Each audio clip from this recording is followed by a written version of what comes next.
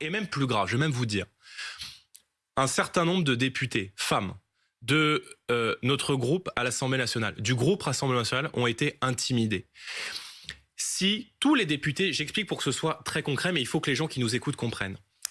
Nous sommes 88 à l'Assemblée nationale. Si les 88 députés du Rassemblement national n'étaient pas présents pour cette motion, la motion tombait et n'était pas mise aux voix. Et pour que des députés du RN ne soient pas présentes dans l'hémicycle, des députés femmes ont reçu des appels anonymes, je le dis, des appels anonymes sur leur téléphone portable en leur disant que l'un de leurs proches était à l'hôpital dans leur ville, dans leur circonscription, pour les inciter à quitter l'hémicycle et à ne pas se rendre dans l'hémicycle. Vous avez des preuves ? Non seulement j'ai les preuves, mais j'ai l'enregistrement vocal, donc qu'a reçu l'une de nos députées. Je vous laisse écouter. Oui, bonsoir. Madame Robert Dehaut, le centre hospitalier André Baudouin, ici à l'appareil. Nous avons donc un de nos proches vient d'être admis en urgence à l'hôpital. Si vous pouvez vous rendre sur place, c'est attendu.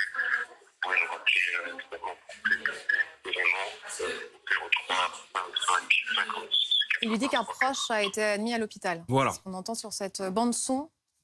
Laurence Envoyée Robert à Dehaut, une députée. députée de Haute-Marne du Rassemblement national, comme beaucoup d'autres députés, Madame Sabatini, Madame Degrand, qui sont des députés femmes du Rassemblement national. Combien de députés ont été visés ? J'en ai 4 ou 5 et probablement d'autres qui n'ont pas encore consulté leur téléphone portable parce qu'elles étaient dans l'hémicycle, ont reçu des messages vocaux, des messages anonymes de quelqu'un leur disant « L'un de vos proches est à l'hôpital, vous devez quitter maintenant l'hémicycle et vous rendre sur place pour nous empêcher de voter cette motion référendaire. » Ces méthodes d'intimidation, on va Qui est trouver... derrière, vous savez Je ou pas ne sais pas, mais c'est des appels anonymes et on va trouver, sont absolument inadmissibles.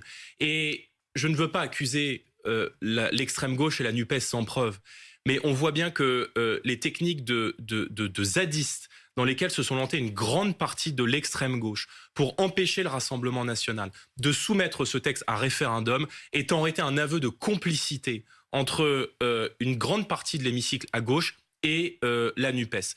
Face à cela... Vous pensez que c'est la NUPES, alors c'est ce que vous êtes en train de dire? Écoutez, je n'ai pas encore la confirmation, mais manifestement une députée de la majorité d'Emmanuel Macron... Oui, Fadila Khattabi a dit qu'elle a reçu des lettres d'intimidation et grâce à Perrine Vast qu'on a plus d'informations, menace de mort sur ses enfants, menace de faire exploser sa maison et la lettre est en cours d'analyse. Voilà.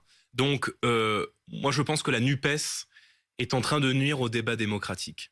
Et la NUPES participe d'une violence sociale aujourd'hui dans notre pays qui décrédibilise l'opposition à ce texte de loi. Je précise pour être bien, vous n'avez pas les preuves que la NUPES est derrière, c'est ce que vous supposez aujourd'hui après ces menaces. Écoutez, je dis, des députés du RN ont reçu des intimidations, des députés de la majorité présidentielle ont reçu des intimidations. C'est fou. Ce qui se passe est fou. Parce que si la NUPES avait été raisonnable, si la NUPES avait fait ce pourquoi, leurs électeurs les ont aussi choisis pour combattre la politique et le saccage social d'Emmanuel Macron, alors ils auraient accepté de se mettre autour de la table avec nous, pas simplement pour prendre une décision politique, mais pour soumettre ce texte de loi que 72% des Français rejettent à l'avis du peuple français. Vous savez, eux disent